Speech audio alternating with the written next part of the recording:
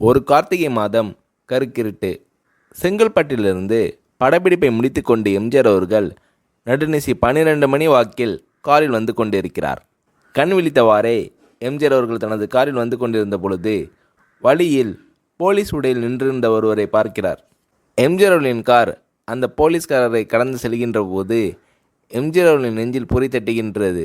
ஆளே நடமாட்டம் இல்லாத இந்த அர்த்தராத்திரியில் அந்த போலீஸ்காரர் பஸ்ஸுக்காக காத்து நிற்கிறார் என்பதை புரிந்து கொள்கிறார் எம்ஜிஆர் அவர்கள். உடனே தனது டிரைவரிடம் காரை நிறுத்த சொல்கிறார். கார் பின்னோக்கி வருகிறது. போலீஸ்காரர் அருகில் காரை நிறுத்தி கதவை திறந்து, ஏறுங்கள், எங்கே போக வேண்டும் என்கிறார் எம்ஜிஆர். பரவாயில்லை, நான் பஸ்ஸிலே வந்து விடுகிறேன் என்கிறார் அந்த போலீஸ்காரர். நேரமாகிவிட்டது, இனி இந்த ரூட்டில் பஸ் கிடையாது, ஏறிக்கொள்ளுங்கள் என்று எம்ஜிஆர் அவர்கள் வலுக்கட்டாயம் செய்ய போலீஸ்காரர் வேண்டா வெறுப்பாக எம்ஜிஆர் அவர்களின் காரில் ஏறுகிறார்.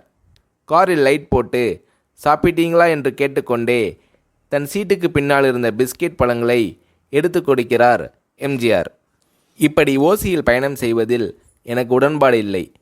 இன்னும் நீங்கள் உண்ண சொல்லி வேறு என்னை இழிவுபடுத்தாதீர்கள் என்று அந்த போலீஸ்காரர் மறுக்கிறார். பொன்மனச்செம்மல் பூரிக்கிறார். இருப்பவனிலிருந்து இல்லாதவன் வரை படித்து பதவியில் இருக்கும் எத்தனை பேர் எனக்கு அது வேண்டும் இது வேண்டும் என்று எம்ஜிஆர் அவர்களிடம் வேண்டி பெற்று செல்கிறார்கள். ஆனால் சாதாரண பொறுப்பில் இருக்கும் இந்த போலீஸ்காரரின் நேர்மை எம்ஜிஆர் அவர்களை சிலிர்க்க வைத்து விட்டது. எம்ஜிஆர் அவர்களின் கார் தூரத்தில் வந்து கொண்டிருந்தாலும் காரின் நிறத்தையும் ஒளியையும் மனம் கமலும் ஓடிக்கான் வாசனையும் வைத்து இது எம்ஜிஆர் அவர்களின் கார் என்றும் கார் சென்ற தடத்தை தொட்டு வணங்குகின்ற அளவிற்கு புகழுடன் திகழ்ந்த நேரம் அது. அரை மணி நேரம் கார் சென்று கொண்டிருக்கிறது. ஆனால் அதுவரை எம்ஜிஆர் அவர்களை பற்றி பெரிதாக போற்றி புகழ்ந்து பேசாமல் அந்த போலீஸ்காரர் பொருட்படுத்தாமல் வந்ததே எம்ஜிஆர் அவர்களுக்கு அந்த போலீஸ்காரர் மீது மிகுந்த மரியாதை ஏற்பட்டது. நான் தான் எம்ஜிஆர் என்கிறார் புரட்சித் தலைவர்.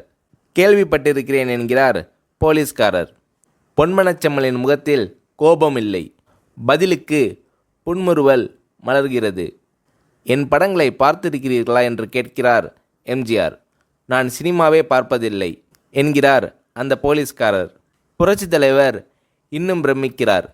இப்பொழுது கார் சத்தத்தை தவிர ஒரே நிசப்தம். போலீஸ்காரர் தனது வீட்டிற்கு 1/2 கிலோமீட்டருக்கு முன்பே காரை நிறுத்த சொல்லி இங்கேயே இறங்கிக் கொள்கிறேன் என்கிறார். ஏன், நீங்கள் குறிப்பிட்ட அந்த விலாசம் இன்னும் 1/2 கிலோமீட்டர் தூரம் இருக்கிறதே என்கிறார் எம்ஜிஆர். சாதாரண போலீஸ் உத்தியோகத்தில் இருக்கும் நான் காரில் வந்து இறங்கினால் என் வீட்டிற்கு அருகில் உள்ளவர்கள் என்னை தவறாக நினைத்து கொள்வார்கள். இதுவரை இப்படி நான் யார் காரிலும் ஓசியில் வந்து பழக்கமில்லை. நீங்கள் இவ்வளவு தூரம் செய்த உதவிக்கு நன்றி என்கிறார் அந்த போலீஸ்காரர். புரட்சித் தலைவர் எம்ஜிஆர் அவர்கள் அதற்கு மேல் எதுவும் பேசவில்லை. அவர் எந்த போலீஸ் ஸ்டேஷனில் பணிபுரிகிறார் என்பதை மட்டும் கேட்டு தெரிந்து கொண்டு கிளம்புகிறார்.